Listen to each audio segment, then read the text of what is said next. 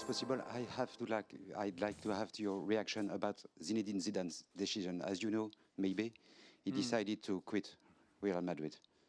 Yes, of course, was a surprise for everybody, But at the same time, Zidane is a top person.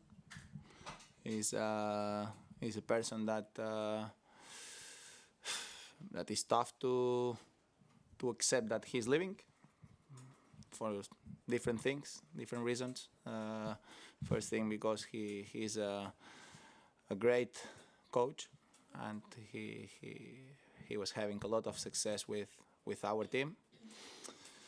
Second thing, he's a good person, normal person, humble person. He represents, in my opinion, the right values, and he's a perfect example of how somebody with a lot of success have to do the things of every day with being normal, being humble, without saying negative things about the players, about the club, about nobody. I never heard.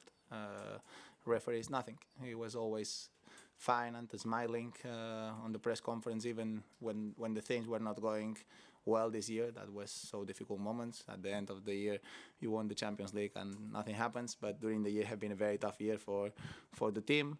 And he always have been positive and believing on the players and on the club. So he deserved to choose what's better for him.